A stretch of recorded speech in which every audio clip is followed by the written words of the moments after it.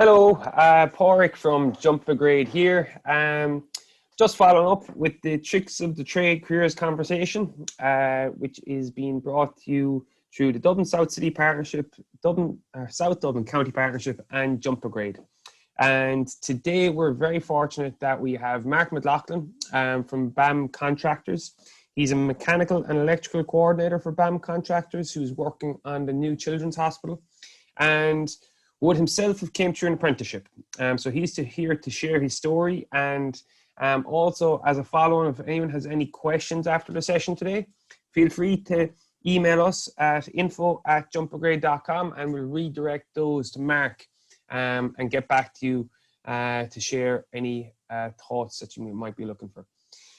So without further ado, I'm going to hand you over to Claudia Gearan, who has conducted the interview with Mark, and I hope that you enjoy it and I hope that you find it beneficial. Perfect. We'll kick off. So anyway, I won't keep you any longer. Okay, you're grand, you're fine. So the first question is, can you tell me a bit about yourself and about your trade? Okay, so I suppose I'll probably start off a bit about myself first.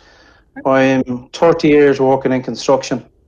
I suppose I would have started off as an apprentice electrician. I now work for BAM Building in the National Children's Hospital. I work as an MEP or services coordinator, which would mainly be on the mechanical and electrical services team within the hospital. As I said, I work for BAM. We coordinate the services, we work with the contractors, we work with design and stuff. I come from an electrical background, so I'm electrical biased, even though I work across the two disciplines within the M&E side of the services part of it. Right. So that's where I come from. That's great. My father would be an electrician, so we've a link there already. Anyway, yeah. Can you tell me a bit about your journey to becoming a fully qualified tradesperson? Okay, my journey probably would have started back, I'd say, in the late 80s. It was a little bit different then. We would have left school after an intercert, as they would have called it back then. And I suppose before I left school, it was difficult to get an apprenticeship. And it was hard back then to get apprenticeships. But I got a chance of an apprenticeship, and I started with a contractor. I worked for that contractor for nearly 20 years. So I would have served my apprenticeship, or time as we would have called it then. I would have went to Kevin Street College. We would have went one day a week. And as you progress through the years, we would have went a couple of nights as well too. We were a little bit different then. We wouldn't have done that block release phase as they do now. So we were on the job for 4 days a week. We did one day in the college, and maybe as the years in your third year, I think we done nights and stuff like that. So that's the route that I would have taken. I suppose I was an early school leaver back then. If you look at it nowadays, you could say, okay, you left it and your junior cert, I think the equivalent is. Yeah. Nowadays, you would predominantly need things, as different routes you can take.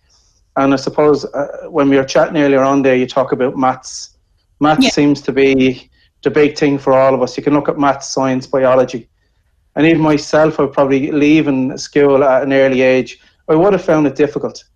I'll be honest with you. But you can be overwhelmed as well too when you think about all the maths and how am I going to get through this. But you will find a way through it, and you just take it in small steps. So if you think about everything, you're just going to get overwhelmed with the whole thing, so. Mm-hmm. So I think maybe help, where I find even now I'm still studying at the minute as well. I'm in Bolton Street doing a degree in construction management in my final year. Mm-hmm. And I suppose you can get help from Grians, I suppose. You can get help from other people, your friends in the class. You can do study groups, work groups. If you can build that bond with people, and if you can do the additional work and stuff like that, you will get through it. Perfect. That's great. Fantastic advice. What level of education did you need prior to starting your trade? So you basically said that when you went in the 80s, it would have been the intercert or today's junior cert, but now you think that you would need the leaving cert level to do an apprenticeship, do you think? Or I would say yes, to be honest with you. And the reason being is, I suppose, because of the level of maths that's required. And, you know, depends on what trade or craft, as we call it, you like to choose. But as I said to you, you know, you can't just close the door. There's ways and there's other routes as well that you can take. You know, so you can't just say it's not for me without trying, and there is other routes. And it's important that you go and do, I suppose, go and talk to people that have done it, go and talk to employers or a link to employers and ask them what they require. That's actually leading on very nicely to the next question, which is, what advice would you give to an individual that does not meet the current requirements of an entry into an apprenticeship? I think they'd really need to, as I said, go and talk to other people, go and talk to employers, ask them what the requirements are. And if they did additional work, or they did additional classes at night time, or if you want to call it grinds for the better word, you know, would that get them through it? And go on and look for the help, and don't just close the door on themselves, because you know, they mightn't meet the requirements for one contractor, but they could go to another employer and he might say, okay, you know, you take the positive side of it. Somebody wants to work, or someone wants to get on and wants to do the bit of additional work, and give them that bit of help as well, because it's about helping people as well too. Absolutely. That's I suppose that's my advice. That's fantastic. Do you think the current curriculum prepares apprentices for current work practices in your industry? If not, what advice would you give to an individual to better prepare themselves? So do you think maybe that the current kind of maths in particular, I suppose, would be the big one. Do you think that it's practical enough for a kind of entry into either the workplace or an apprenticeship? I don't, like, you can't just say one shoe fits all, because exactly. The curriculum was designed for the one shoe, if you want to call it, and it doesn't fit all. We all learn differently and take things in and understand things differently. Like, you know, if you go back, I suppose I only go back like years ago. Like, you talk about like the technical colleges and stuff. We would have went to a tech. You would have had engineering. You would have had construction technology. So there needs to be more of that in the schools, like, you know, technical graphics, all that type of thing, geared around people that want to do apprenticeships. Will give them a better understanding of it as well too. And will actually, they can look then and say, well, I don't want to be a carpenter, I want to be a plumber, I want to be a bricklayer. Like, so it's just to educate them then. But the answer to the question, the first part, I'd say no, I don't think so, and I think there should be more of the other. Is the answer to the second. No, that's perfect. In your opinion, do you think that a pre-course would be beneficial before committing to an apprenticeship? I would say yes. I think so. It's a bit like general engineering when you go to college as well too.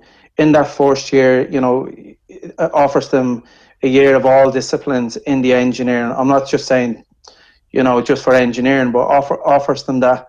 So they can go and take a look and say, well, I don't like mechanical engineering, but I like electrical engineering, or I like something else. So it gives them an understanding. I think if people had an understanding of what they'd like to do, because when we all left school, I don't really think we knew what we wanted to do. Yeah.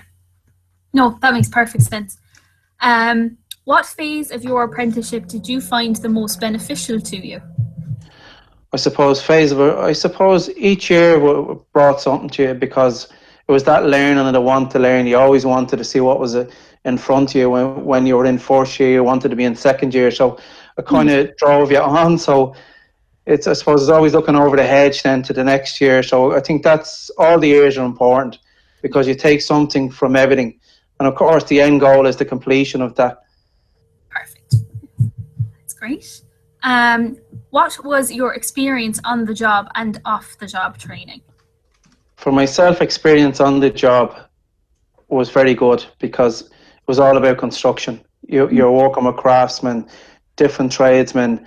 You had that experience on the site, and you were gaining from others as well too. The year in college, or our day in college, whether it be a Friday or Thursday, whatever day we went on at that time, we learned the science behind things and understood what we were doing on the site and why we were doing it. So it gives you that little bit of education, that side of it. Perfect. And then lastly, what advice would you give to someone starting off as an apprentice? I suppose the first thing I'd say is choose the right apprenticeship for yourself. Don't go and choose something because my Uncle John is a plaster or a bricklayer and I want to be because he's one, or my friend is doing it and he told me. Do it for yourself.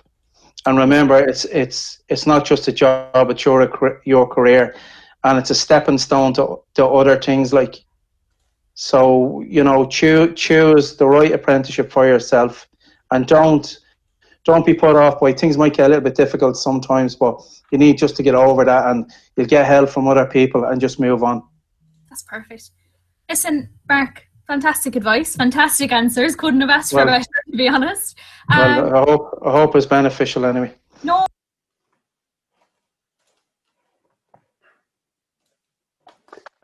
Just coming to the end of that session.